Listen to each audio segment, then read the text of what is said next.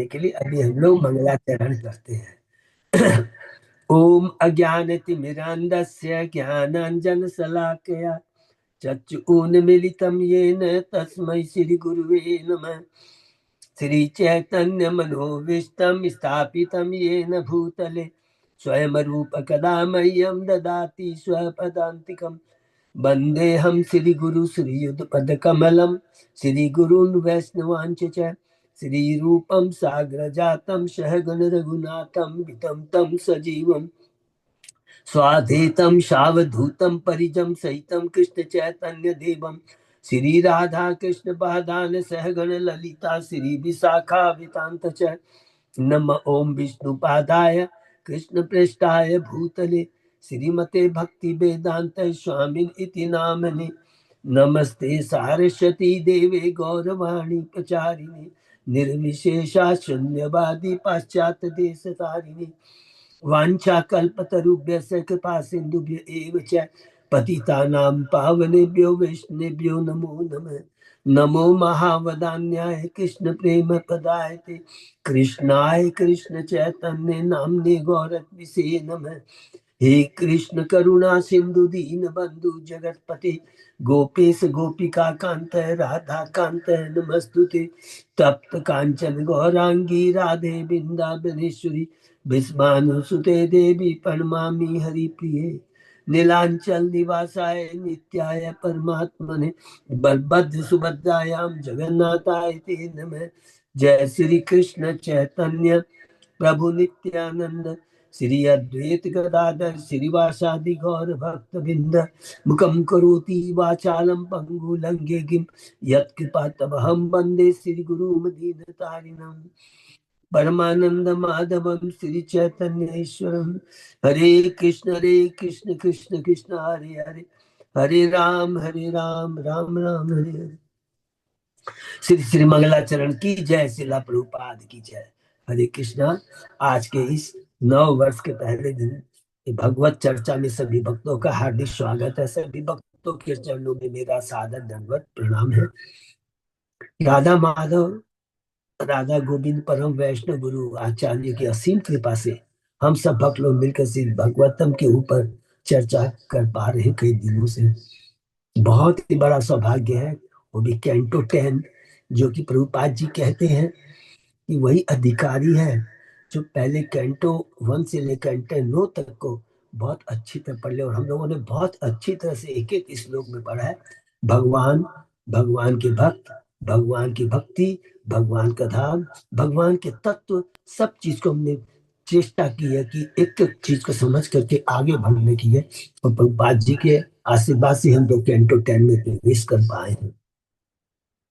Canto 10 के अभी हम लोग 54वें अध्याय में है, कृष्ण रुक्मिणी विवाह।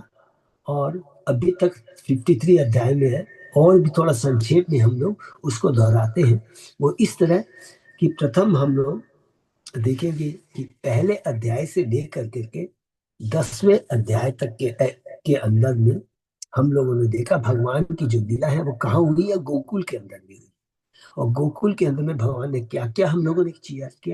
सर्वप्रथम हमने देखा कि किस प्रकार सुखदेव गोस्वामी जी कहते हैं कि भगवान देवताओं को, पृथ्वी को, सबको कहते हैं कि मैं अवतार दूंगा।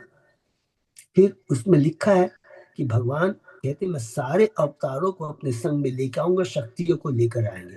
और ये चीज भगवान श्री कृष्ण ही करते हैं। जब कृष्ण अवतार लेते हैं तो सारे विष्णु अवतार, जितने भी अवतार होते हैं, वो भगवान के अंदर समाहित रहते हैं। फिर दूसरा हमने चर्चा किया कि किस प्रकार कंस कितना आसुरी प्रवृत्ति का है, जिनके ज्ञान तो है उनको, लेकिन वो अपने जीवन में नहीं उतारते। ये दूसरा चीज आसुरी की, वो अपनी बहन है, ज्ञान सब कुछ है, लेकिन आसुर प्रवृत्ति के चाह, आसुर प्रवृत्ति में क्या होता है, जीव अपनी ही इंद्रिय तृप्ति की बात करता है। तो ये बहुत इंपॉर्टेंट, ये हमारे ऊपर भी लागू हो जाती है। अगर हम सूक्ष्म दृष्टि से देखेंगे तो ठीक है, व्यावहारिक दृष्टि से हमारी आसुरी प्रवृत्ति नहीं है, लेकिन आध्यात्मिक दृष्टि से भी हमारी आसुरी प्रवृत्ति है कि नहीं, हमको देखना है। क्योंकि जो भी कर्म हमारे को इस भवबंधन से बांधते हैं, तो ये समझ लेना चाहिए कि ये हमारी कमजोरी है। तो आध्यात्मिक दृष्टि से, सूक्ष्म दृष्टि से, ये हमारी आसुरी प्रवृत्ति कहलाती है। और ये चीज क्या होता, कब होता है, जब हम तीन गुणों में बंध के काम करते हैं, सतोगुण, रजोगुण और तमोगुण के अंदर। सतोगुण अच्छा है, लेकिन केवल सतोगुण में रह जाने से ही हमारे जीवन का लक्ष्य प्राप्त नहीं हो सकता। सतोगुण हमें माध्यम देता है, एक स्टेप, एक लेवल देता है, जिसके ऊपर चढ़ करके हम तीन गुणों से ऊपर जा सकेंगे। तो आसुरी प्रवृत्ति है कंस की। भगवान का जन्म है, भगवान वसुदेव देवकी के गर्भ हृदय में प्रकट होते हैं। गर्भ नहीं बोले, क्योंकि हृदय से प्रकट होकर के भगवान चतुर्भुज रूप में प्रकट होते हैं। नंद बाबा के यहाँ चले जाते हैं, वसुदेव देव चले जाते हैं, और नंद बाबा के यहाँ जो श्री कृष्ण होते हैं उसमें मर्ज हो जाते हैं। और उसके बाद में नंद बाबा का उन्होंने नंद बाबा नंदोत्सव बनाते हैं। और उसके बाद में भगवान लीला शुरू करते हैं। पहले पुतना का वध करते हैं, 6 दिन के रहते हैं। उसके बाद में सटकासुर का वध करते हैं, भगवान 3 महीने के हैं। उसके बाद में तिणावर्त का वध करते हैं। और उसके बाद में भगवान का नामकरण होता है। और उसके बाद में भगवान ने गोकुल में दो जो विशेष लीला की है, वो है गोवर्धन, सॉरी, दामोदर लीला, और किस प्रकार उन्होंने यमला अर्जुनों का उद्धार किया। ये 10वें अध्याय तक के अंदर में हमने पढ़ा। उसके बाद में जब नंद बाबा गोप देखते हैं कि भगवान श्री कृष्ण के ऊपर इतने अत्याचार हो रहे हैं, ये सब भगवान की लीला है, तो भगवान छठी कला बोलते हैं, तो जो कि गोवर्धन के अंदर में है, छठी कला, नंद गांव, ये सब है। तो वहां चले आते हैं, और वहां पे आके भगवान की लीला शुरू होती है। कहाँ से? भगवान की बछड़ों को चराने से लीला से शुरू होती है। उसके बाद में भगवान ने वहां पर किसके असुरों का हमने पढ़ा, अघासुर का वध किया। और उसके बाद में भगवान ने लीला करते हैं, कौन सी? ब्रह्म मोहन लीला करते हैं। कि किस प्रकार ब्रह्मा जी भी भ्रमित हो जाते हैं। और दूसरा हमने देखा भगवान की अचिंत शक्ति, कि भगवान किस प्रकार करोड़ों लाखों गोप बछड़ों के रूप में अपने को प्रकट करते हैं। और सारे जो वृंदावन के गोपियों की, विद गोपियां, युवा गोपियां गायों की इच्छा को पूरी करती है, उनके पुत्र बन करके, उनके पत्नियां बन कर करके। ये बहुत सुंदर हमने पढ़ा। और उसके बाद में हमने देखा कि किस प्रकार ब्रह्मा जी स्तुति करते हैं, ये भी बहुत सुंदर स्तुति है ब्रह्मा जी की। और उसके बाद में हमने देखा कि प्रलंबासुर, धेनुकासुर का वध होता है, कालिया नाग के ऊपर भगवान कृपा करते हैं, ये बहुत सुंदर है। और उसके बाद में भगवान की गोवर्धन लीला हमने पढ़ा, बहुत सुंदर लीला है, जिसके अंदर में भगवान तत्व को स्थापित करते हैं कि देवताओं की पूजा नहीं करनी चाहिए। घमंड के चलते नहीं बोलते हैं, क्योंकि देवताओं की पूजा हमें हमारे भौतिक सुख प्रदान कर सकते हैं, लेकिन मानुष जीवन बहुत दुर्लभ है। ये भौतिक या आध्यात्मिक जीव आध्यात्मिक है, भौतिक नहीं है, शाश्वत है। तो उसके लिए शाश्वत धाम की दरकार है, शाश्वत भगवान के शरण की दरकार है। दूसरा उसमें भगवान के ऐश्वर्य का, जिस प्रकार हमने वर्म विमोद लीला में पढ़ा, उसी पर यहाँ भगवान भक्तों पर कृपा करते हैं कि जो भक्त कहते हैं आपका दर्शन नहीं होता, तो भगवान 24x7 7 दिन तक भक्तों को दर्शन देते हैं। उसके बाद भगवान का अभिषेक होता है। उसके बाद में हम लोग और थोड़ा आगे बढ़ते हैं, तो देखते हैं कि भगवान की जो पूरा भागवतम का हट है, 29वें अध्याय से, इसको नोट करिए, 29 अध्याय से लेकर 33वें अध्याय में पूरा भगवान का हृदय है। कि भगवान यहाँ पर दिखाते हैं गोपियों की भक्ति, और गोपी को भक्ति करने के लिए भगवान अपनी दिव्य ध्वनि बजाते हैं। नॉर्मल नहीं है, 29 अध्याय में लिखा है वो ध्वनि, जो कि हमारी सारी सब कुछ भुला देती है। कृष्ण के अलावा कुछ नहीं है। गोपियां अपने बच्चों को खिला रही है, घर में झाड़ू बुआ रही है, अपनों को संवार रही है, अपने पतियों की सेवा करी, सब कुछ भूल जाती है और कृष्ण के पास चली आती है। उसके बाद में कृष्ण, उनके माध्यम से कृष्ण स्थापित करते हैं सर्वधर्मान परित्यज्य। गोपियां कहती है वास्तविक पति तो आप है। और सेम चीज हम लोगों ने पढ़ा था, आपने देखा जम्बू द्वीप में जब प्रार्थना करती है, लक्ष्मी जी प्रार्थना करती है, हमने देखा कि वास्तविक पति तो आप है। क्यों पति आप वास्तव में है? हमको बोलना पड़ेगा, समझना पड़ेगा, क्योंकि एकमात्र ये भौतिक पति है, इसी जन्म के हैं। नंबर वन, ये हमें जन्म मृत्यु जाते से हमें छुटकारा नहीं दिला सकते। तो इसका मतलब कि इनका सम्मान सम्मान करना चाहिए। ये बहुत भौतिक जगत में आए हैं, तो अपने कर्तव्य को नहीं भूलना है, लेकिन साथ साथ परम कर्तव्य का भी ध्यान रखना है। बहुत सुंदर बात कहती है गोपियां, और भगवान खुश हो जाते हैं, नृत्य करते हैं। थोड़ा सा घमंड आता है, भगवान ओझल हो जाते हैं।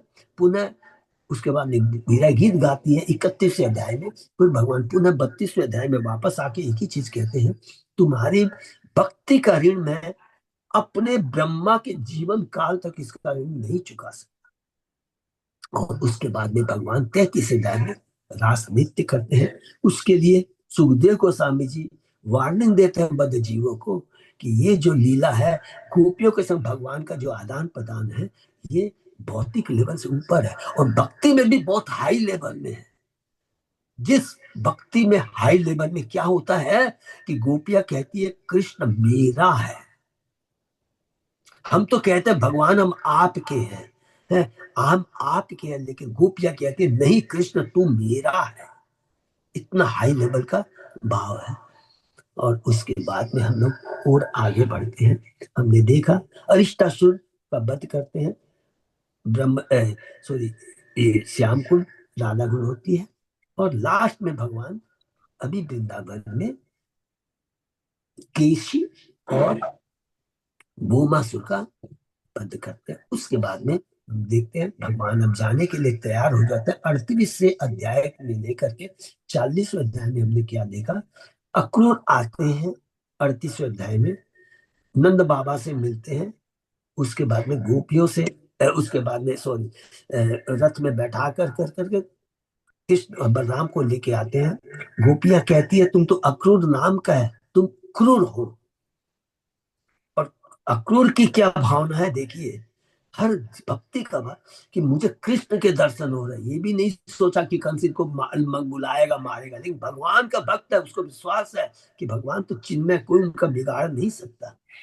उस भावना थी, उस भावना के चलते भगवान श्री कृष्ण बलराम उनको दर्शन देते हैं। ये याद रखना, नहीं तो भगवान ऐसे ही दर्शन दे देते अक्रूर को, अरे उनको लेके आया कंस के पास ले जा रहा है। लेकिन अक्रूर की चेतना के बारे में बताया, हमने पढ़ा है कि उसने ये नहीं देखा, यही देखा कि मुझे कृष्ण के दर्शन होंगे।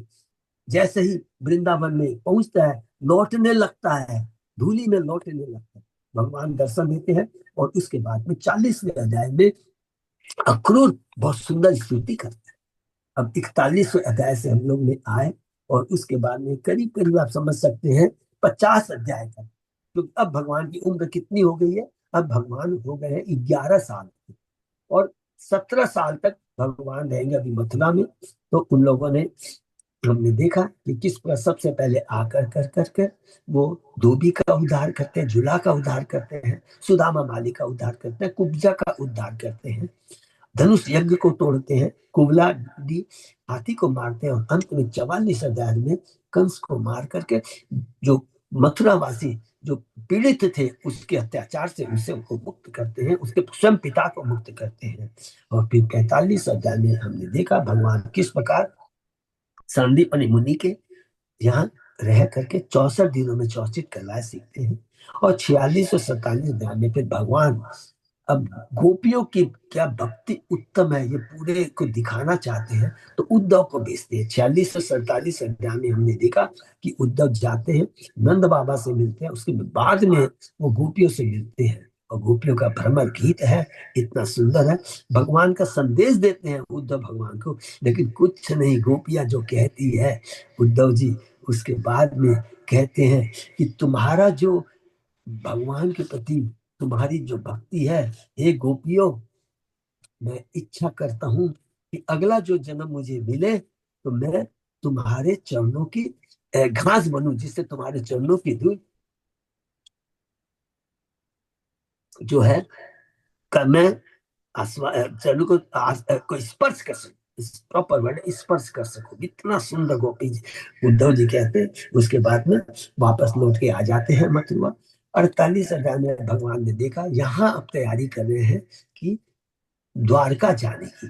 तो लीला क्या करते हैं भगवान, सबसे पहले जाने के पहले कुब्जा और अक्रूर को जो वचन दिए थे, क्योंकि भगवान की एक चीज हमने भागवत में देखा है, हम भूल जाते हैं, भगवान नहीं भूलते हैं।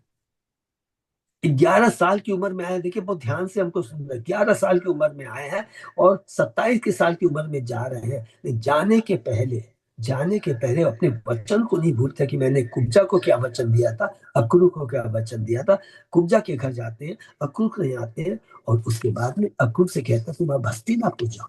तो 49 अध्याय में हमने देखा कि किस प्रकार वो हस्तिनापुर जाते हैं, क्योंकि भगवान अपनी लीला करने वाले हैं, वो कि हस्तिनापुर भी जाएंगे, कुरुक्षेत्र का युद्ध होगा, बहुत सुंदर लीला है। और उसके बाद में माता कुंती को जो चर्चा होती है बहुत सुंदर है उद्धव जी से। उसके बाद में धृतराष्ट्र से मिलते हैं, उनको ज्ञान देते हैं, और उसके बाद में 50वें अध्याय में हमने देखा कि भगवान किस प्रकार जरासंध के ऊपर में, जरासंध के ऊपर कृपा करते हैं। जरासंध को पता लगता है कि कंस मारा गया, उनका जमाई है, ब्रदर इन लॉ मारा गया है, और क्रोधित हो जाता है, और उसके बाद में 17 बार आक्रमण करता है। ये बहुत इंपॉर्टेंट चीज है, 17 बार आक्रमण करता है और हर बार हारा जाता है। और उसके बाद में भगवान ने क्या किया, द्वारका की स्थापना करते हैं, द्वारका की स्थापना करते हैं, विश्वकर्मा को बुला करके द्वारका की स्थापना करते हैं, और एक रात के अंदर ही अपनी योग माया की शक्ति से माध्यम से सारे मथुरा वासियों को, अभी खुद नहीं गए, ये याद रखना, थोड़ा कंफ्यूजन नहीं है, खुद नहीं गए, सारे द्वारका वासियों को वो ट्रांसफर कर देते हैं। और उसके बाद में जब भगवान वापस आते माने रहते हैं द्वारका में, ऐसे मथुरा में ही रहते हैं। अब इसका इंतजार कर रहे हैं, क्योंकि मुचकुंद का उद्धार करना है, काल यवन का उद्धार करना है। इसलिए 18वीं बार जब जरासंध आता है तो भगवान भाग जाते हैं, भागने की लीला करते हैं, और उधर में भागते भागते उस समय काल यमन जो रहता है, तो काल यमन को पीछे पीछे कृष्ण आगे आगे है, काल यमन पीछे पीछे गुफा के अंदर में लेके चला जाता है, और वहां पर मुचकुंद जो रहता है सोया रहता है। काल यमन सोचता है कि ये कृष्ण है, उनके अपने पांव से प्रहार करता है, मुचकुंद जग जाता है, और उसकी आंखों की तेज से, जो कि उन्हें वरदान मिला था देवताओं के माध्यम से, उसके बल पर वो मुचकुंद ऐसो काल यमन का वध हो जाता है, वो जल के राख हो जाता है। तब भगवान दर्शन देते हैं मुचकुंद को, ये बहुत सुंदर लीला है। और भगवान कहते हैं अपने बारे में कितने की सुंदर, कि मैं ही, मेरे गुण नाम गुण लीला इतने महान है कि स्वयं इसकी गिनती नहीं हो सकती है, पृथ्वी के धूलों के कणों की गिनती हो सकती है, लेकिन मेरे नाम गुणगानों की कीर्तन नहीं हो की गिनती नहीं हो सकती है। उसके बाद मुचकुंद बहुत सुंदर प्रार्थना करता है, और भगवान उसको बहुत सुंदर आशीर्वाद देते हैं, तुम्हारी अविचल भक्ति मेरे में बनी रहेगी, और अगले जन्म में तुम परम वैष्णव बनोगे, क्योंकि अब तुमको भक्ति करनी है। बहुत सुंदर है। उसके बाद में 52 अध्याय के अंदर में हमने देखा कि किस प्रकार भगवान ने रण छोड़ होकर के चले जाते, द्वारका चले आते हैं, और उसके बाद में संदेश आता है एक ब्राह्मण का, वो लेके आता है, किसका संदेश देता है, माता रुक्मणी का संदेश लेके आता है, बहुत ही सुंदर है। और उसके बाद में ब्राह्मण कहता है भगवान को कि आप कुछ करिए। 53 अध्याय में जाते हैं तो भगवान, ये दो दो चीज इंपॉर्टेंस को भूलना है, भगवान कहते हैं मैं जानता हूं द्वेषवश रुक्मी, जो कि रुक्मणी का भाई है, मुझसे विवाह करने नहीं दे रहा रुक्मणी का, मैं उन अयोग्य राजाओं को युद्ध में मार कर कर कर करके रुक्मणी का उद्धार करूंगा। अयोग्य राजा, ये बहुत इंपॉर्टेंट वर्ड है, पूरे बहुत भागवतम है, क्योंकि एकमात्र भोक्ता कृष्ण है, और हम बद्ध जीव हैं जो भगवान की चीजों को भोगना चाहते हैं, तो उसका फल बहुत बुरा होता है। जन्म जन्म मृत्यु जन्म व्याधि से हम लोग नहीं निकल सकते, इसलिए स्वयं भगवान कहते हैं मैं उन अयोग्य राजाओं को रोक दूं। इसके बाद में भगवान किस प्रकार स्वयं ब्राह्मण को लेके आते हैं, अपने दारू का सारथी को बुलाते हैं, और लेकर करके कुंडिक को आ जाते हैं। भीष्म को मालूम पड़ता है, उनकी रहने की व्यवस्था करता है, और वहां के जो विदर्भवासी अर्थात कुंडिलवासी कहते हैं एकमात्र कृष्ण भगवान के, कृष्ण रुक्मणी एकमात्र भगवान कृष्ण ही उसके पति होने के योग्य। और उसके बाद में हमने पढ़ा कि किस प्रकार भगवान ने सब लोगों को देखते देखते माता रुक्मणी का उद्धार किया, उसको लेकर के चल देते हैं। 54 अध्याय जो अभी हम लोग चर्चा कर रहे हैं उसमें हमने देखा कि किस प्रकार जब सब जरासंध और जितने भी असुरी राजाओं थे, तो जब उन्होंने देखा कि किस प्रकार हम लोग के देखते देखते कृष्ण रुक्मणी को लेके चला जाता है, तो जरासंध बड़ा ज्ञान देता है। जैसे कि हमने देखा था हिरण्यकशिपु ज्ञान देता है, हमने देखा कंस ज्ञान देता है, उसी प्रकार जरासंध ज्ञान देता है और शिशुपाल को सांत्वना देने के लिए कहता है, देखो ना मैं भी तो 70 बार हार गया लेकिन 18वीं बार मैं जीत गया। उस मूर्ख को मालूम नहीं तू जीता नहीं है, भगवान तो द्वारका में है और लीला करेंगे और एक दिन तुम्हारा आकर के बंद करेंगे। तो उसके बाद में बोला कि जब समय आएगा तो अवश्य हम लोग जीतेंगे। और उसके बाद में हमने देखा कल कि रुक्मी को ये बर्दाश्त नहीं होता। क्यों बर्दाश्त नहीं, लिखा है, बहुत इंपॉर्टेंट लिखा है, क्योंकि रुक्मी भगवान से विशेष रूप से, ये वर्ड लिखा है, रुक्मी भगवान से विशेष रूप से द्वेष करता था। और क्या लिखता, वो क्या लिखा है श्लोक के अंदर कि मैं कृष्ण को मार कर और रुक्मिणी को जब तक वापस लेके नहीं आता हूं तब तक मैं अपने कुंडिन राज में वापस नहीं आऊंगा। देखिए, जो रजोगुण की तमोगुण की एक सीमा होती है, भगवान को पहला कहता है, ईर्ष्या करता है और उसके बाद मूर्खता बस कहता है मैं भगवान को मार दूंगा। इस प्रकार मूर्ख घमंडी रुक्मी भगवान के असली विस्तार के बारे में, कृष्ण तत्व के बारे में अपरिचित होते हुए अकेला निकल जाता है और भगवान से युद्ध करता है। लेकिन भगवान उसके सारे धनुष, अलग अलग हथियार के बारे में लिखा है, सबको काट देते हैं और जैसे मारने की तैयार करते हैं, रुक्मणी कहती है, क्या बोलती है, हे योगेश्वर, हे परमय, हे देवताओं के देव, हे ब्रह्मांड के स्वामी, हे मंगलकारी, हे बाहुबली, मेरा भाई का वध मत करो। तब भगवान ने उसे जान से न मार करके उसके बालों को उसके मूछों से बनाकर उसको विरूप कर दिया, कुरूप कर दिया। तब बलराम जी ने कहा कि रुक्मणी को संतोष देने के लिए, बलराम जी लास्ट हम लोग जो चर्चा कर रहे थे, बलराम जी की जो रुक्मणी को और कृष्ण को ऐसे उनको सामने देखते हुए क्या शिक्षा देते हम लोगों को। श्री बलराम ने माता रुक्मणी से कहा, किसी के सुख तथा दुख का उत्तरदायी जीव खुद उसका कारण होता है, क्योंकि मनुष्य अपने ही कर्मों का फल पाता है। फिर कृष्ण की ओर देखकर बलराम कहते हैं, ऐश्वर्य के मद में अंधे हुए गर्वीले लोग राज्य, भूमि, संपत्ति, स्त्री, प्रतिष्ठा, सम्मान तथा बल जैसी वस्तु के लिए अन्यों का अपमान करते हैं। और यहाँ पर किसका अपमान कर रहा है, भगवान का अपमान कर रहा है।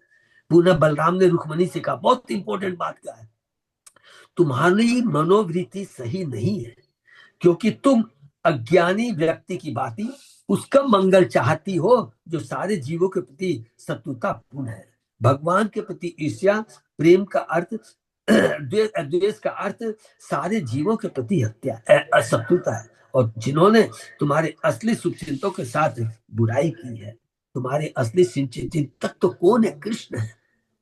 कृष्ण के प्रति ईर्ष्या का मतलब हो गया कि वो व्यक्ति सब जीवों के प्रति ईर्ष्या करता है, क्योंकि भगवान ही तो सबके हैं। ममे वांसी जीव लोके जीव भूत सनातन।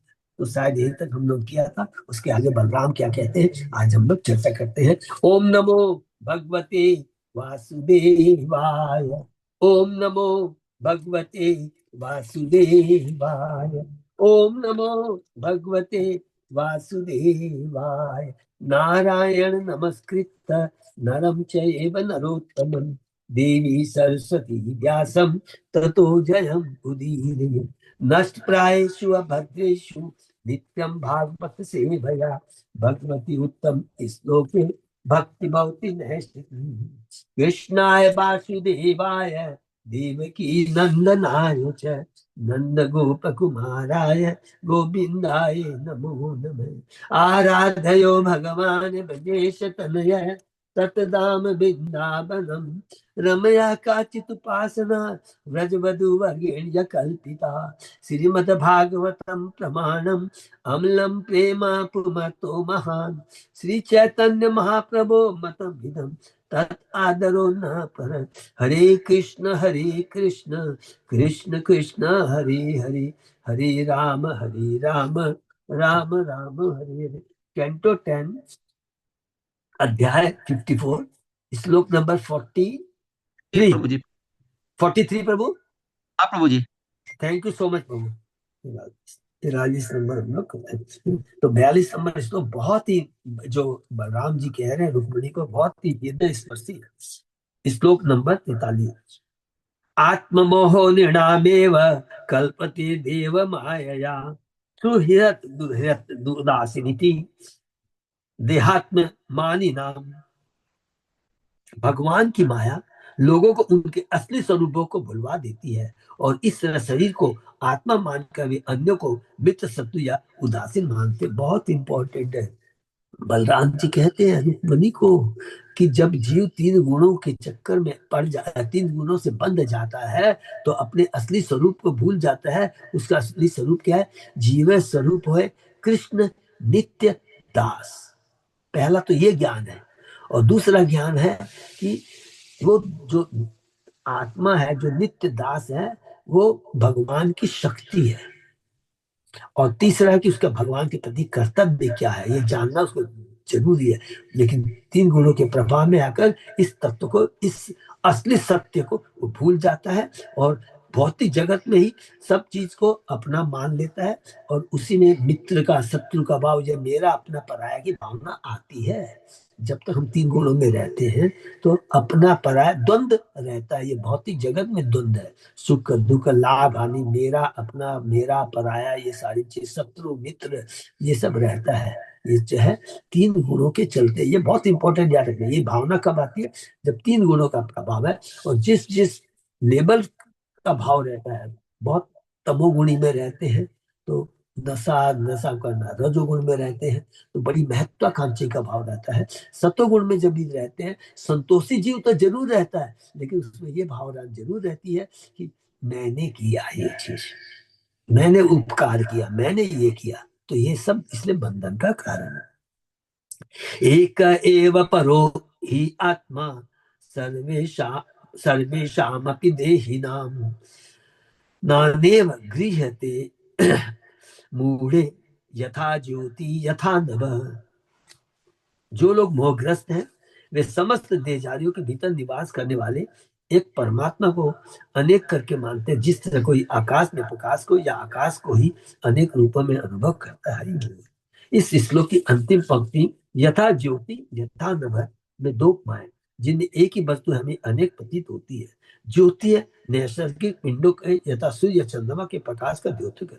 यद्यपि चंद्रमा एक है किंतु इसका प्रतिबिंब हमें जलाशयों, नदी, झीलों, पानी के बर्तनों में दिखता है। तब ऐसा प्रतीत होता है कि जैसे कई चंद्रमा हो, जबकि चंद्रमा रहता एक ही है। हरि बोल, कृष्ण एक ही है। उनकी सब जो कुछ भी दिखता है वो उनकी शक्ति के माध्यम से दिखता है। भगवान एक जगह है लेकिन उनकी शक्ति से जगह काम करती रहती है। तो जिस प्रकार चंद्रमा है अलग अलग चीजों में दिखाई देता है, इसका मतलब नहीं है कि बहुत सारे चंद्रमा है।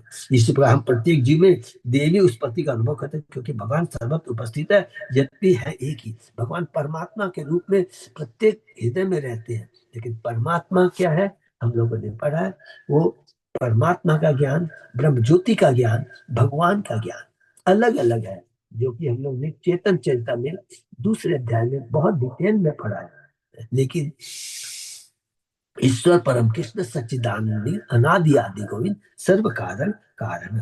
दूसरी उपमा है यथा नभ। यदि एक कमरे में मिट्टी के कई बंद पात्र रखे हो तो प्रत्येक पात्र में आकाश या वायु होता है, यद्यपि आकाश एक ही है। आकाश एक ही है, अलग अलग जगह में रहता है। मट्टी कुछ भी आप देख लेंगे कि सब अलग अलग जगह में रहता है। ये चीज हम लोग ने चतुश्लोकी भागवत में पढ़ा था। भगवान अपनी शक्ति के रूप में बाहर भी है और अंदर भी है। ये बहुत थोड़ा सूक्ष्म चीज है और सिंपल एग्जाम्पल से समझ में आ जाएगा, दो चीज से समझ में आ जाएगा। हम आकाश को बाहर भी देखते हैं, लेकिन प्रत्येक जितनी भी चीज है उसके अंदर भी रहता है। मट्टी है, मट्टी बाहर भी है, लेकिन एक एक चीज में भी है। कैसे है? बर्तन बना हुआ है, मट्टी का बना है। हमारा ये शरीर है, मट्टी का बना हुआ है ये अंदर। और एक एग्जाम्पल ले सकते हैं हम लोग, कारणोदक विष्णु से असंख्य ब्रह्मांड निकलते हैं, एक तो ये हो गया। उसके बाद में भगवान अपने को एक्सपांड, तो अर्थात क्या हुआ, सारे ब्रह्मांड भगवान के अंदर है, क्योंकि भगवान से निकले। अब दूसरा, भगवान सब ब्रह्मांड के अंदर में है। बहुत सिंपल है। कैसे है? भगवान अब कर्णोदक्षा सॉरी गर्भोदक्षाय विष्णु के रूप में प्रत्येक ब्रह्मांड में प्रवेश करते हैं। तो अर्थात भगवान प्रत्येक ब्रह्मांड में, और सारे ब्रह्मांड भगवान से निकलते हैं। तो ये बहुत सुंदर चीज हमें समझना है। ये 34 की भागवत में बहुत सुंदर दिया हुआ है कृष्ण तत्व को, भगवान तत्व। श्रीमद भागवत में ही ऐसा भी दृष्टांत अग्नि तथा काष्ठ विषय का है। यथा ही अवीतो बहिर्दारुष दारु दारुषु अवेक स्वयोनिषु नानेव भाति विश्वात्मा भूतेषु च तथा भगवान परमात्मा में सभी वस्तुओं में व्याप्त है। जिस तक काष्ठ में अग्नि रहती है अथवा अनेक रूपों में प्रकट होता है, यद्यपि वह अद्वितीय एवं परम है। कि सब कुछ भी है, उष्मा है, लकड़ी के अंदर में रहती है, छिपी रहे, सब कुछ भगवान है। अर्थात एक ही चीज बोलेगा तो कंसेप्ट क्लियर रहेगा। जब भगवान बाहर में भी है, अंदर में। अभी हमने कांड तक विष्णु गर्भोदय विष्णु से किया, और बाकी जो भी भगवान से भगवान की शक्ति है। बिना अग्नि के ताप का कोई महत्व नहीं है, क्योंकि बिना भगवान के जीव का इस भौतिक जगत का कोई अस्तित्व नहीं है। सब कुछ भगवान से आता है। कितना सुंदर है ये हमारे बलराम जी बता रहे हैं। हरि बोल। देह आदि अंत वाणीश द्रव्य प्राण गुणात्मक आत्मनि अविद्या कलि कलिप्त संन्यार्यति देहिनम। यह भौतिक शरीर जिसका आदि तथा अंत है, जिसका आदि भी है और अंत है। भौतिक तत्वों, इंद्रियों तथा प्रकृति के गुणों से बना हुआ होता है। यह शरीर भौतिक अज्ञान द्वारा आत्मा पर लादा जाने से मनुष्य को जन्म तथा मृत्यु के चक्र का अनुभव कराता है। क्योंकि ये जो आत्मा है शाश्वत है, नश्वर है, इसके ऊपर ये शरीर लादा गया है। हाँ, और इसीलिए ये जो शरीर है ना, ये जन्म मृत्यु के चक्र में घूमता है। आत्मा तो शाश्वत है, इसको कुछ नहीं होता है, खाली ये शरीर का आना और जाना लगा रहता है। भौतिक शरीर जो कि विविध भौतिक गुणों तत्व आदि से बना हुआ है। भौतिक गुणों और तत्व, भौतिक गुण हो गया है ये बांधते रहते हैं हमें को, और तत्व तो पृथ्वी अग्नि जल वायु मन बुद्धि अहंकार। गुण कौन से हैं? 3 गुण हैं, रजोगुण तमोगुण और सतोगुण। बद्ध जीव को आकर्षित विकर्षित करता रहता है, माने द्वंद्व रहता है हमेशा। भौतिक जगत में द्वंद्व रहेगा, और द्वंद्व कहाँ रहेगा इसको नोट करके रहे। जो चीज अस्थायी है ना, टेम्परेरी है, उसी में हमेशा द्वंद्व रहेगा, और वही हमेशा भ्रमित करता रहता है। अरे ये मेरा मित्र है, कुछ दिन बाद बोले नहीं मेरा शत्रु है। कभी सुख है कभी दुख है। थोड़ा सा हमारे पास में दुख आता है, और हम अपने प्रयास से, होता तो है हमारे जो कर्म में लिखा है, दुख को कम कर लेते हैं, सोचते हैं मैं अब सुखी हूं। देखिए कितनी बड़ी विडंबना है। दुख को कम कर लेने को हम सोचते हैं सुखी है, लेकिन वास्तविक दुख क्या हम नहीं जानते हैं। जन्म मृत्यु जरा व्याध। हम अपने शरीर अन्य शरीर के प्रति आकर्षण विकर्षण से ही अस्थायी संबंध स्थापित करते हैं। अपने को बड़े बड़े परिश्रम तथा यज्ञों में लगाते हैं। हम काल्पनिक धर्मों को करते हैं, बढ़िया व्याख्यान देते हैं, और भौतिक मोह में अपने को पूरी तरह लिप्त कर लेते हैं। शेक्सपियर ने ठीक ही कहा है, सारा जगत एक मंच के तुल्य है। इस बेहुदे संसार रूपी मंच के परे ही असली तथा सार्थक कृष्ण भावनामृत का संसार है, जो भगवान की प्रेममय भक्ति में लगे शुद्ध जीवों का मुक्त जीवन। हरि बोल। बहुत सुंदर प्रभुपाद जी का तात्पर्य है। असली जो सुख है, जो शाश्वत सुख है, जो असली में जो धाम है, वो भगवान का धाम है। और इसकी जो आनंद जो देता है कृष्ण भावना मिथि रियल में आनंद प्रदान करती है। बाकी तो सब क्या है, आकर्षण विकर्षण, वो चलता रहेगा जब तक इस भौतिक जगत में है। नात्मनो अन्येन संयोग वियोग च असत सति तत् हेतु तत् प्रसिद्धे दृक् रूपाभ्याम यथा रवि। एक बुद्धिमान महिला आत्मा ने तो कभी असत भौतिक पदार्थों के संपर्क में आता है, न उससे वियुक्त होता है, क्योंकि आत्मा ही उनका उद्गम एवं प्रकाशक है।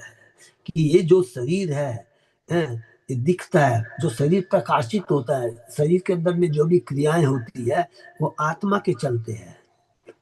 आत्मा निकल जाएगी तो कोई भी उसके में न प्रकाश, कुछ भी नहीं है, वो धीरे धीरे खत्म, माने पांच तत्वों की हमने खत्म हो जाता है। इस आत्मा सूर्य के समान है। हरि बोल। जो हमारे शरीर को पर, जो न तो कभी अदृश्य इंद्रिय नेत्र तथा अदृश्य रूप के संपर्क में आता है, नहीं उससे विलग होता है।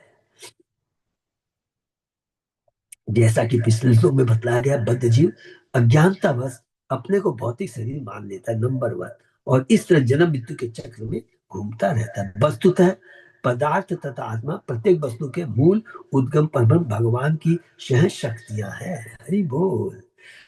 पदार्थ भी भगवान से आता है। हमने पढ़ा है कि कारणोदक विष्णु पहले असंख्य ब्रह्मांड को निकालते हैं और उसके बाद में भगवान अपना दृष्टिपात करते हैं, तो सारे जीवों को उनके कर्म स्वभाव के अनुसार में अलग अलग ब्रह्मांड में डाल देते हैं। लेकिन वो क्या है, प्रधान अवस्था में रहते हैं। तो महतत्व है, महतत्व है, वो एक्टिवेट करता है तब हमको दिखाई देता है। और उसके बाद में हम देखा था मिथ्या अहंकार से, जो कि जब सत्वगुण में रहता है, तमोगुण में रहता है और रजोगुण में रहता है, तो पांच कर्मेंद्रिया, पांच ज्ञानेंद्रिया, इंटेलिजेंस, बुद्धि, सेंस देवता, माइंड, सब अलग अलग आते हैं। तो ये सब चीज क्या है, सारे पदार्थ आते हैं। और आत्मा तो शाश्वत भगवान का अंश है। प्रत्येक वस्तु के मूल उद्गम परब्रह्म भगवान की शह शक्ति है। ये सब भगवान की शक्तियां हैं। भगवत गीता में भगवान कृष्ण बताते, जीव भूता महाभावो, ये यह एकदम धार्य तेज जगत, यह भौतिक जगत इसलिए पालित हो रहा है क्योंकि जीव इसका दोहन करना चाहते हैं। यह भौतिक जगत एक कारागार के समान है। अपराधी लोग अपराध करने के लिए कृत संकल्प रहते हैं, इसलिए सरकार को कारागार की व्यवस्था करनी पड़ती है। इसलिए भगवान भौतिक ब्रह्मांडों को धारण करते हैं, क्योंकि बदि इसके विरुद्ध क्रांति करने और उनके प्रेम पूर्ण सहयोग के बिना ही भोग करने का प्रयास करने पर तुले हुए रहते हैं। इसलिए यहाँ तत् धेनुत्वात् पद का प्रयोग आत्मा के लिए हुआ है, जिसका अर्थ हुआ कि आत्मा उस पदार्थ के पूंजीभूत होकर भौतिक शरीर बनाने का कारण है। तत्प्रसिद्ध पद सूचित करता है कि आत्मा से यह शरीर अनुभव होता है, और इसी पद से यह भी सूचित होता है कि यह तथ्य प्रबुद्ध व्यक्ति को अच्छी तरह ज्ञात है। इस श्लोक में प्रयुक्त आत्मन शब्द दिए गए अर्थ के अतिरिक्त परमात्मा का भी सूचक हो सकता है। उस दशा में तत्धेनुत्वाद पद यह सूचित करता है कि भगवान अपनी निजी शक्ति का विस्तार करते हैं और इस तरह भौतिक ब्रह्मांड का प्राकट्य करते हैं। चूंकि भगवान अपने शुद्ध दिव्य शरीर में शाश्वत रूप में विद्यमान है, अतः वे कभी भी भौतिक नहीं हो सकते, जैसा यहाँ बताया गया है। तो हम लोग संक्षेप में थोड़ा सा खाली रिपीट कर लेंगे कि ये जो भौतिक जगत भी है, ये भगवान की बहिरंगा शक्ति का प्राकट्य है। भगवान भौतिक नहीं है, भगवान तो आध्यात्मिक है। पुनः चतुश्लोकी भागवतम में जो पहला श्लोक के अंदर में क्या कहा गया था, जब ब्रह्मा जी प्रश्न करते हैं भगवान से, आपके मुझे भौतिक और आध्यात्मिक रूप के बारे में तो बताइए। तब भगवान कहते, देखो ब्रह्मा, सृष्टि के पहले मैं विद्यमान था, और जब सृष्टि जब तक रहती है तब भी मैं विद्यमान रहता हूँ, और जब सृष्टि का विनाश मैं कर लेता हूँ तो भी मैं विद्यमान रहता हूँ। तो मेरा एकदम सुपर अस्तित्व जो है शाश्वत रहता है।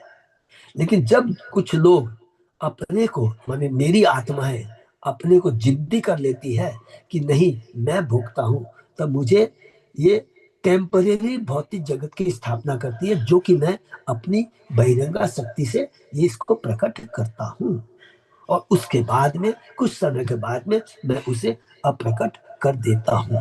तो जो भी है ये सब भगवान की निजी शक्ति का विस्तार है, और भगवान इससे कभी भी इसमें निमग्न नहीं होते, माने इससे अटैच्ड नहीं होते। ये बहुत सुंदर ज्ञान है।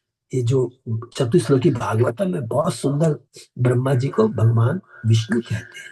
ठीक है ना, तो एकदम सिंपल चीज है। इस चीज का कि लिखते रिपीट कर लेते हैं कि भगवान अपनी निजी शक्ति का विस्तार करते हैं बहिरंग, और इस तरह भौतिक ब्रह्मांड का प्रकट करते हैं अपनी बहिरंगा शक्ति से। जन्म जन्मादय तु देहस्य विक्रियानात्मनः क्वचित् कला नामीव नेव इंदो मृति ही अस्य कुहु इव। जन्म तथा अन्य विकार शरीर में ही होते हैं, आत्मा में नहीं। विकार का मतलब चेंजेज। जन्म तथा अन्य विकार में ही विकार शरीर में होते हैं, आत्मा में नहीं।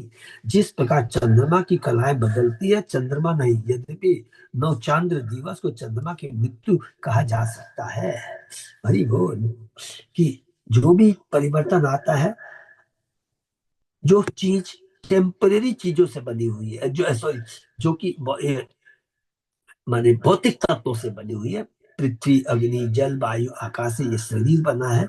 इस शरीर में ही परिवर्तन आता है, आत्मा में कोई परिवर्तन नहीं आता है। अलग अलग किसी भी जल में अलग अलग रंग मिला देंगे तो वो वैसा रंग दिखाई देगा, तो ये रंग के चलते है, लेकिन चीज ओरिजिनल जो प्योर जल जल ही रहता है। सूर्य है, अलग अलग जगह प्रकाशित होता है। बिजली है, बिजली को अलग अलग हम ढंग से कर देंगे कि कभी बिजली है समझ लीजिए हीटर में है तो गर्म दिखती है, फ्रीज में है वो ठंडी का काम करती है, तो वो अलग अलग है, बिजली एक ही है। अर्थात भगवान की शक्ति के माध्यम से जहां जगह वो यूज होती है वो चीज उसी तरह की दिखाई देती है। लेकिन चंद्रमा एक ही है, सूर्य एक ही है, भगवान की शक्ति एक ही है। यहाँ बलराम यह बताते कि किस तरह बद्री अपनी पहचान शरीर से करता है और इस पहचान को किस तरह त्याग देना चाहिए। निसंदेह हर सामान्य व्यक्ति अपने को तरुण, प्रौढ़ या वृद्ध अथवा स्वस्थ या रुग्ण मानता है, किंतु ऐसी पहचान भ्रम है। जिस तरह चंद्रमा का घटना बढ़ना भ्रम है। जब हम अपने भौतिक शरीर से अपनी पहचान करते हैं तो हम अपनी आत्मा को समझने की शक्ति खो देते हैं। हरि बोल। तीन गुणों के प्रभाव में आकर हम शरीर के प्रति सारी अपनी क्रियाएं करते हैं, लेकिन ये क्या शरीर टेम्परेरी है, और पूरा जीवन केवल इसी शरीर जो टेम्परेरी है, नश्वर है, झूठा है, उसी को मेंटेन करने में और उससे संबंधित जितने भी रिश्तेदारी है, संपत्ति है, उसी को मेंटेन करने में अपने को समझते हैं कि हमने बहुत बड़ा अचीवमेंट किया है। प्रभुपाद जी एक जगह कहते हैं कि मनुष्य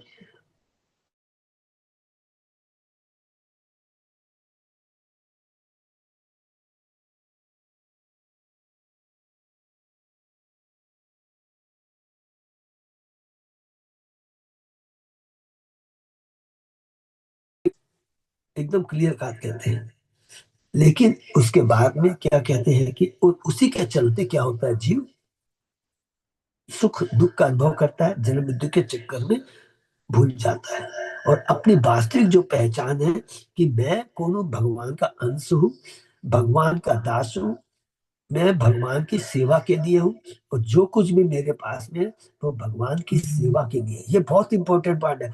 देखिए ये हम लोग चीज इतना तक तो ध्यान में ज्ञान रहता है कि हम शरीर नहीं आत्मा है, ये भी ज्ञान है कि हम भगवान के अंश हैं।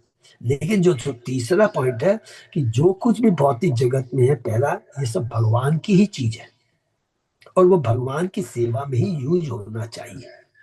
अगर हम उस तत्व को, उस सिद्धांत को अनदेखा करते हैं और अपनी नित्य की भोग में लगाते हैं तो वो सबसे बड़ा हमारा बंधन का कारण हो जाएगा, जन्म मृत्यु के चक्कर में हमें घुमा देगा। इसलिए जितना ज्यादा से ज्यादा है कि हमें इस चीज को यूज करना चाहिए। इसलिए प्रभुपाद जी ने कहा है कि सेवा भाव बहुत इंपॉर्टेंट, जो कुछ है भगवान की सेवा में लगाइए। उदाहरण क्या है, अम्बरीश महाराज से बढ़िया कोई एग्जाम्पल नहीं है, जिन्होंने हर चीज को भगवान की सेवा में लगाया है। और अगर हम ये चीज को नहीं करते हैं तो हमारी जो वास्तविक जो शक्ति है, हमारी जो समझने की शक्ति है, उसको हम लोग खो देते हैं। अर्थात हम भगवान के अंश हैं, हमारा कहता है भगवान की सेवा है, सब कुछ भगवान के निमित्त है। इस चीज को हम लोग भूल जाते हैं, ये चीज को समझने की शक्ति हम लोग भूल जाते हैं। प्रभुपाद जी अपने तात्पर्य में बहुत सुंदर बात कहते हैं। यथाश्यान आत्मानं विषयान फलमेव च अनुभुङ्गते अपि अस्ति अर्थे तथा आपनोति अबुद्ध भवम। जिस प्रकार सोया व्यक्ति स्वप्न के भ्रम के अंतर्गत अपना इंद्रिय भोग के विषयों का तथा अपने कर्म फलों का अनुभव करता है, उसी तरह अज्ञानी व्यक्ति इस संसार को प्राप्त होता है। फिर पुनः इससे कहते हैं कि यदि वो अपने तीन गुणों के प्रभाव में रहता है और अपना जीवन यापन करता है भगवान को केंद्र में रखे हुए, तो वो पूरा, ये देखिए, जागा हुआ व्यक्ति स्वप्न देख रहा है। बहुत इंपॉर्टेंट चीज है। स्वप्न में देखिए, रियलिटी और स्वप्न में क्या फर्क है। स्वप्न में हम ये भी देख सकते हैं कि कोई शेर आया और मेरा गला काट दिया, माने उसको स्वप्न में दिखाई दे रहा है शेर आया है और मेरा गला काट रहा है। अरे यदि गला काट जाएगा तो कहां से देखोगे? रियलिटी में चीज हो सकता है क्या? एक स्वप्न में देख सकते हो कि आया, मेरा गला काटा है।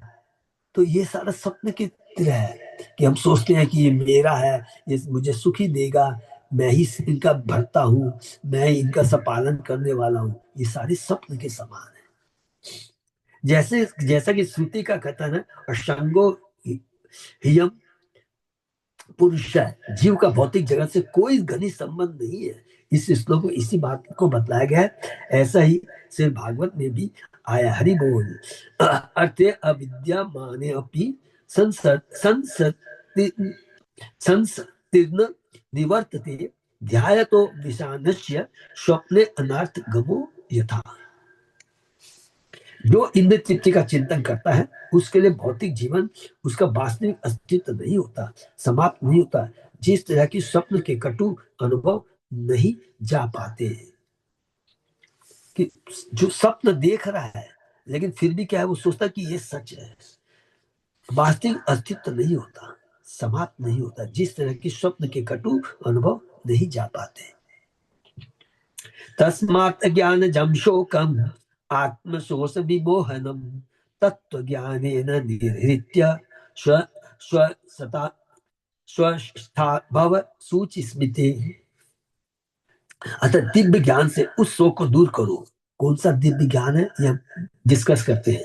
और तुम्हारे मन को दुर्बल तथा भ्रमित कर रहा है, जो तुम्हारे मन को भ्रमित कर रहा है, हे आदि हंसी वाली राजकुमारी, हरि बोल, तू अपने सहज भाव को फिर से प्राप्त कर। बलराम जी श्रीमती रुक्मणी को स्मरण दिलाते हैं कि वे नित्य लक्ष्मी है, जो इस जगत में भगवान के साथ लीलाएं कर रही है। अतः उन्हें अपना तथा कथित सुख त्याग देना चाहिए। हरि बोल। तो रुक्मणी है, ये तो भगवान की योग माया ने उसको भ्रमित किया है, और उसके माध्यम से बलराम जी, लिखा हम लोगों ने थोड़े श्लोक के पहले, कि वो सर्वज्ञ है और वो दिव्य ज्ञान देना चाहते हैं, सर्वज्ञ है। तो बलराम जी कहते हैं कि ये भगवान की लीलाएं कर, जो भगवान के साथ लीलाएं कर रही है, अरे तू भी भ्रमित हो गई है। नहीं, तो मैं तुम्हारे भाई, मेरा भाई है रुक्मी, इसका हत्या हो जाएगी, नहीं, ऐसा तुम्हें नहीं सोचना। नहीं, क्योंकि ये बहुत इंपॉर्टेंट, बलराम जी बार बार एक ही चीज, रियल जो तत्व है ना, उसको हमको ध्यान में रखना है। तो हम लोग लास्ट में इसको कंक्लूजन में बोलेंगे इस चीज को, कि अंतिम में हमें करना क्या है। श्री शुकवाच एवं भगवता तन्वी रामेण प्रतिबोधिता वैमनस्यं परित्यज्य मनोबुद्धया समाधि। सुखदेव गोस्वामी ने इस प्रकार बलराम जी द्वारा समझाए जाने पर क्षीण कटी वाली रुक्मणी अपनी उदासी भूल गई और आध्यात्मिक बुद्धि से उन्होंने अपना मन स्थिर किया। तो रुक्मणी अपनी उदासी भूल गई और आध्यात्मिक बुद्धि से उन्होंने अपना मन स्थिर किया। भौतिक बुद्धि जब तक रहती है, पुरंजन की हमने कथा सुनी, भौतिक बुद्धि में यही रहेगा कि सब कुछ मेरा है, सब। लेकिन आध्यात्मिक बुद्धि क्या बताती है? नहीं, वो रियल आइडेंटिटी ज्ञान देती है और सही सोचने की हमें बुद्धि देती है। सही ज्ञान का सदुपयोग करते हैं यदि हम अपनी आध्यात्मिक बुद्धि लगाते हैं। बहुत सुंदर है, यहाँ पर बता रहे हैं वो सब कुछ भूल गए। दूसरा चीज यहाँ पर देखेंगे कि ये जो ज्ञान है, ज्ञान को हम लोग विज्ञान में तभी परिवर्तन कर सकते हैं जब प्रामाणिक गुरु से सुनेंगे। तो ये बलराम जी आदि गुरु है, एक बहुत इंपॉर्टेंट चीज है। तो आदि गुरु भगवान ही हमको सही चीज बता सकते हैं। अगर हम लोग भक्त के मुख से सुनेंगे तो खाली ज्ञान ही रह जाएगा, जीवन में उतार नहीं पाएंगे, परिवर्तन नहीं आएगा, चाहे कितनी आप चेष्टा हम लोग करके देख लीजिए। लोगों को आपने देखा होगा, मैंने 100 भागवतम करवाई है, मैंने 100 भागवतम सुनी है, लेकिन चेतना में 1% भी परिवर्तन नहीं है। ये हम लोग ने जीवन में देखा कितने लोगों को। ये बहुत इंपॉर्टेंट चीज, इसलिए किससे सुनना चाहिए, ये बहुत इंपॉर्टेंट है। प्राणावशेष उत्सृष्टो द्विडिब हतबल प्रभा स्मरण विरूप कर्णम वित्तात्म मनोरथ चक्रे भोज कटम नाम निवासाय महत्पुरम।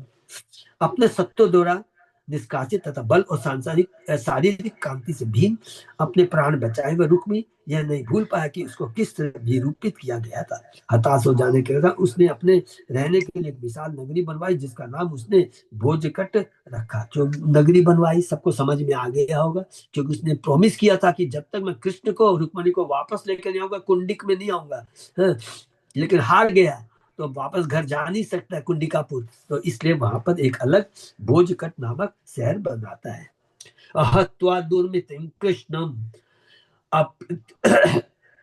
अप्रत्यूह यवि यशीम कुंडिनम न प्रवेक्ष्यामि इति उक्त्वा तत्तावशद रुषा। चूंकि उसने प्रतिज्ञा की थी कि मैं तब तक कुंडिक में प्रवेश नहीं करूंगा जब तक दुष्ट कृष्ण को मारकर अपनी छोटी बहन को वापस नहीं लाता। अतः रुक्मी हताश होकर उसी स्थान पर रहने लगा। श्री विश्वनाथ चक्रवर्ती लिखते हैं कि भोज शब्द का अर्थ अनुभव और कटा शब्द का अर्थ है नानार्थ वर्ग को उसके व्रत है। अतः भोज का वह स्थान है जहाँ रुक्मी को अपने व्रत के कारण शोक सहना पड़ा है। भगवान भीष्म सुताम भगवान भीष्म सुतामेव निर्जित्य भूमिपान पुरमानीय विधिवत ये में हे कुरुओं में रक्षक, कुरुओं के रक्षक। इस तरह भगवान सारे विरोधी राजाओं को हराकर भीष्म के पुत्र को अपनी राजधानी लिया और वहां वैदिक आदेश का उन्होंने विवाह किया, उससे विवाह किया। वैदिक आदेश जो कि हम लोग ने कल जिसका 3 तरह के विवाह भगवान ने किए थे। एक मतलब मन से भगवान ने इतना मुझे प्रेम करती है तो भक्त के समर्पण हो जाते हैं। दूसरा राक्षसी, उनको किडनैप करके लाए तो अभी वेदों के अनुसार विधि के अनुसार उन्होंने ब्याह किया। तदा महोत्सवो नृणाम यदुपुर्याम गृहे गृहे अभूत अन्य भावानाम कृष्णे यदुपतो नृप। हे राजा, उस समय यदुपुरी के सारे घरों में महान उत्साह था, क्योंकि उसके नागरिक यदु एकमात्र प्रधान कृष्ण से प्रेम करते थे। हरि बोल। सब लोग का केंद्र कहता कृष्ण ही था। नरा नार्य च मुद्दिता प्रमिष्ट मणिकुंडला पारी बरहम उपाज हुरु वर्यो चित्रवाशु। प्रसन्नता से पूरित होकर एवं चमकीली मणियों तथा कुंडलों से अलंकृत सारे स्त्री पुरुष विवाह की भेंट ले आए, जिन्हें उन्होंने अति सुंदर वस्त्र पहने दुल्हा दुल्हन को आदर पूर्वक भेंट कर दिया। हरि बोल। सावृष्टि पूरी उत्तम बीतो इंद केतु भी विचित्र मालयांबर रत्न तोरणे बबो प्रतिद्वारी उपक लिप्त मंगले आपूर्ण कुंभा गुरु धूप दीप के। विष्णु की नगरी अत्यंत सुंदर लग रही थी। ऊंचे ऊंचे मांगलिक खंबे तथा फूल मालाओं, कपड़ों के झंडों और बहुमूल्य रत्नों से अलंकृत तोरणे भी थी। प्रत्येक दरवाजे में भरे हुए मंगल घट, अगुरु से सुगंधित धूप तथा दीपक सजे थे। तो भगवान के वेलकम के लिए सजाया गया था। तो भगवान का द्वारका में इस तरह ब्याह होता है। शिक्त मार्ग मद च्युधबी आहूत प्रेष्ठ भूभुजाम गज्जे द्वाशु परामिष्ट रंबा पुग उपशोभिता।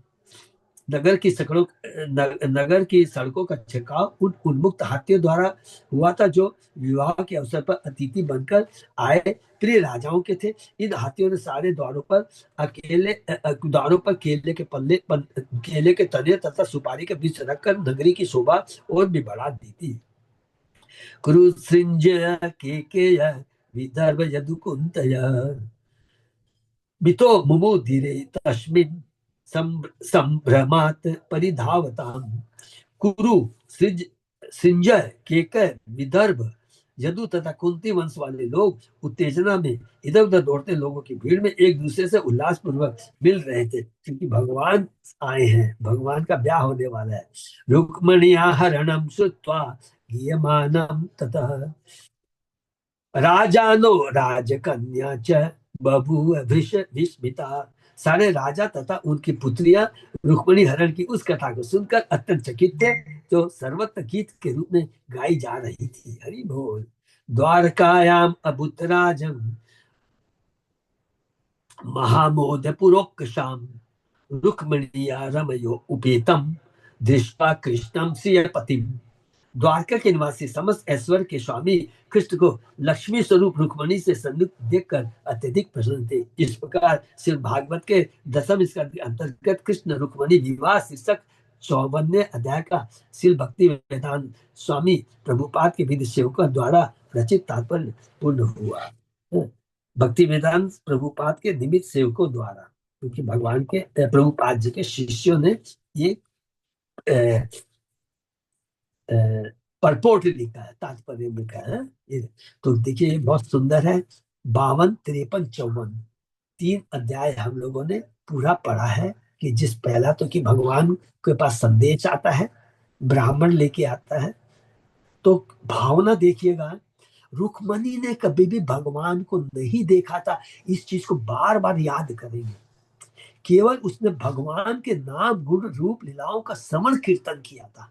तो श्रवण सबसे ज्यादा इंपॉर्टेंट। हम जितना ज्यादा श्रवण करेंगे तो देखेंगे हमारी चेतना में परिवर्तन आएगा। तो ये श्रवण सबसे ज्यादा इंपॉर्टेंट है। और भगवान के प्रति उसकी भक्ति जागृत हो गई। और भगवान तो अंतर्यामी है।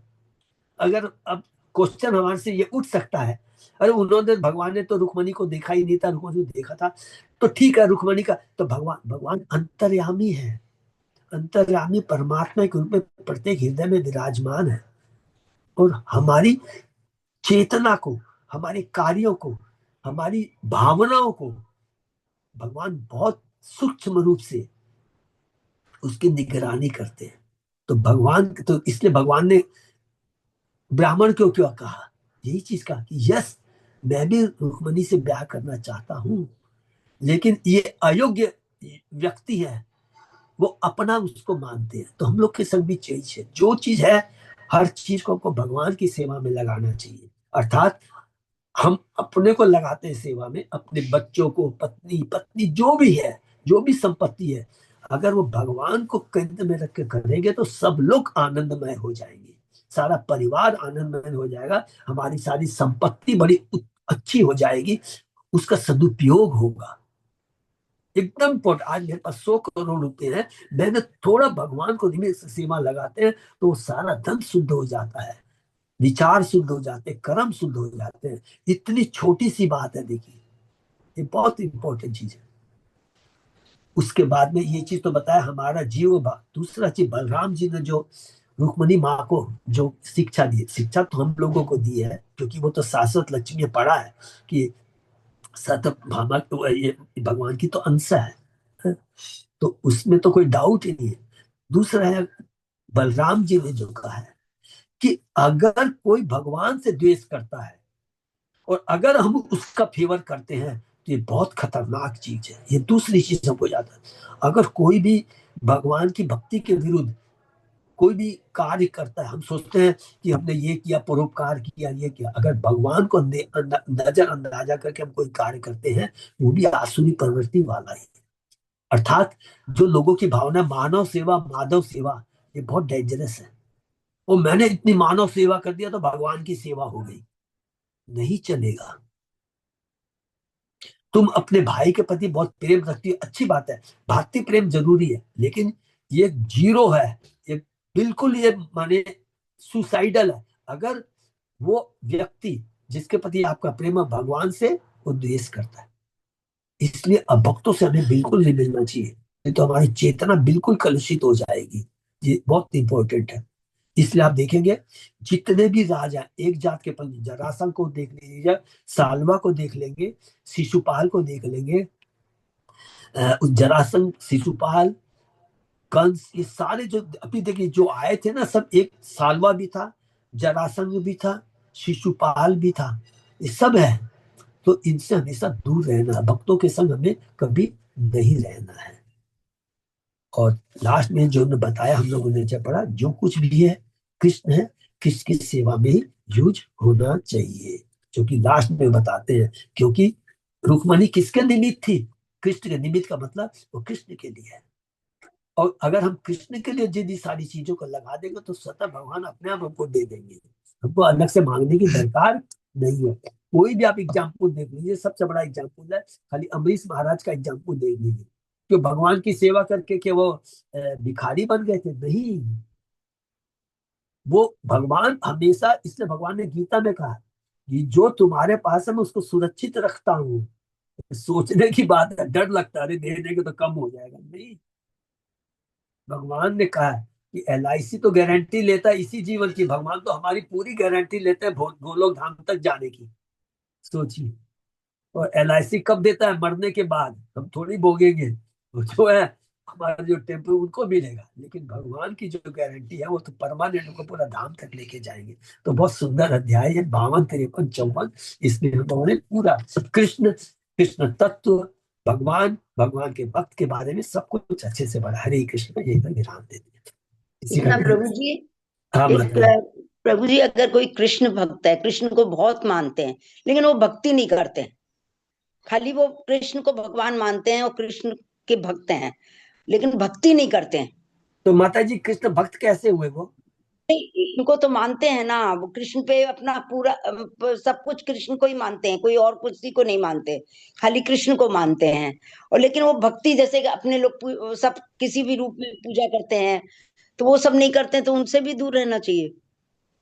जैसे माता जी ये बच्चे लोग यंग होते हैं, उनके पास माता नहीं है कि वो मतलब भक्ति कर सकें, तो वो, लेकिन वो कृष्ण कृष्ण को बहुत मानते हैं, कृष्ण के ऊपर कोई नहीं मानते वो।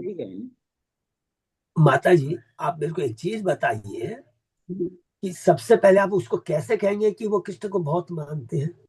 मनुष्य, जैसे एक चीज मैं आपको बता रहा हूँ, एक बहुत इंपॉर्टेंट चीज नोट करके रखिएगा। आदमी ज्ञान को महत्व देता है या किसी के व्यवहार और आचरण को महत्व देता है? सपोज कीजिए मैं बहुत ज्ञानी हूं, मैं बहुत ज्ञान दे रहा हूं, लेकिन उस ज्ञान को मैं आचरण में नहीं ला रहा हूं, तो ज्ञान तो एक बार सुनेंगे, और आज आपके आचरण का महत्व, भगवान ने क्या क्या उसको, विज्ञान का बहुत महत्व है। ज्ञान तो सबको है, देखिए ओ कृष्ण है वो कृष्ण, लेकिन आचरण में नहीं लाता है तो कोई भी वैल्यू नहीं है। ये बहुत इंपॉर्टेंट चीज है। अब यार एक तरफ उल्टा आप चल के चलिए, 1 मिनट हम लोग समय लेंगे। गोपियों को ज्ञान था क्या कि ये कृष्ण है, नहीं। ये भगवान है? नहीं था ना। लेकिन उनका हम्म। आचरण क्या था कि इसके लिए सब कुछ मुझको करना है। तो क्या होगा, उस तरह के आप लोगों से मिलेंगे ना, तो आप में कोई परिवर्तन नहीं आएगा। ये बहुत इंपॉर्टेंट है, आचरण बहुत जरूरी है। आज आप कुछ मत कीजिए, एक आदमी को आप देखिएगा कि कई बार किसी को आप माला जब प्रभुपाद जी ने कहा था, एक महाराज है, नाम याद नहीं आ रहा है, वो खाली जप माला कर रहे थे और उनको सेवा मिली थी कि भगवान के लिए भोग बनाना, ये करना, पूरा है सेवा मिली। तो वो कर रहा था, तो प्रभुपाद जी ने देखा, अरे तुम अपना काम नहीं कर रहे हो, तुमको तो भोग। प्रभुपाद जी मेरी माला नहीं हुई, प्रभुपाद जी ने कहा माला को पहले बंद करो, पहले जाके वो काम करो। आचरण बहुत है। आज आप देखेंगे माताएं मंदिर में जाती हैं, जब माला करते हैं, फूल बनाती है, सेवा करती है, झाड़ू मारती है, 100% उनको भगवान मिलेंगे, आप विश्वास कीजिए। खाली सेवा भाव करना है और कुछ नहीं करना है। सेवा भाव के अंदर सब कुछ जुड़ा हुआ है। ठीक है ना माता जी? हाँ, हाँ। तो ऐसा नहीं, देखिए बहुत बहुत दो चीज सूक्ष्म बातें हैं, एक एग्जाम्पल बोल के खत्म करेंगे। आपको कंस खराब लगता है, हमको कंस खराब लगता है क्योंकि वो भगवान से ईर्ष्या करता है। एक चीज को लेते। दूसरा मायावादी को लीजिए, तो मायावादी ज्यादा डेंजरस है कि कंस से ज्यादा डेंजरस है? मायावादी माया ज्यादा। क्यों? माया क्यों? कृष्ण को हमेशा चिंतन में रखते ही है ना। हरे माता जी, कृष्ण मायावादी तो बोलते हैं भगवान का स्वरूप ही नहीं है। कम से कम कंस को ये तो मालूम है ये इसका हाँ रूप है, इसको मेरे को मारना है, इसको चिंतन करता है। हाँ, सबसे बड़ी ये चिंतन इंपॉर्टेंट पॉइंट है कि मायावादी बोलते हैं भगवान का कोई रूप ही नहीं है, साकार रूप ही नहीं। कम से कम ये तो कंस नहीं कहता है कि भगवान का रूप, रावण ये तो नहीं कहता है कि उसका रूप नहीं है। इस तत्व को बहुत समझना है, इसलिए हम खाली कंस कंस कह दे। और इस तरह के आपको बहुत लोग मिलेंगे, मैं भी नाम नहीं लूंगा, एक दो जो मैं भक्ति इसमें, जैसे मैं वहां जाता हूँ, नेचुरल सिटी में भी जाता हूँ, नाम नहीं लूंगा, वो मैं सब कुछ करता हूँ, मैं भाग मानता हूँ, सब कुछ करता हूँ, लेकिन वो न माला फेरेंगे ढंग से, न भक्ति करेंगे। ऐसे बोलने से नहीं होता माता जी, वो खाली होता है कड़े शब्दों में बोलते हैं, यहाँ कोई नहीं, ये खाली ढोंगबाजी है। जब तक आचरण में नहीं लाएंगे माता जी, आप सोचिए, अगर वो भगवान का भक्त, भगवान को मांगता, नेचुरली उसकी चीज आचरण में आए, कम बेसी अलग बात है। देखिए, कम, कोई एक माला करता, कोई दो माला करता, वो एक अलग बात है। अपने को आचरण में यदि हम लाते हो तो वो भक्त है। इसलिए आचरण बहुत जरूरी है। इसलिए भगवान प्रभुपाद जी ने, चेतन महाप्रभु ने क्या कहा था? आचार और फिर प्रचार। आचार में जब तक खुद को आचरण में नहीं लाओगे, आप प्रचार नहीं कर सकते हो। अब चाहे कितना ही देख लीजिए, नहीं कर पाएंगे। ठीक है ना माता जी? तो वो मानता है, वो तो ठीक है, उसका मतलब ये नहीं है लेकिन क्या है, हमको फॉलो किसको करना है? पूछ पकड़नी है जो सेवा में लगा हुआ है, जो भगवान की। ठीक है, हरे कृष्णा। हरि बोल। अच्युत अजय दास प्रभु यहीं पर विराम देते हैं। और कोई अनाउंसमेंट है प्रभु? आज सब लोग को याद है, ज्यादा से ज्यादा लोग प्लीज आएंगे तो हम लोग कम से कम क्या है, आज पहला दिन हम भक्तों का संग करेंगे, क्योंकि संग बहुत जरूरी है, संग करेंगे। और ज्यादा से ज्यादा जितना समय मिलेगा हम लोग हरिनाम का कीर्तन करेंगे। ठीक है, हरे कृष्ण जी विराम। भक्तों का बहुत बहुत धन्यवाद। ध्यान देते हैं।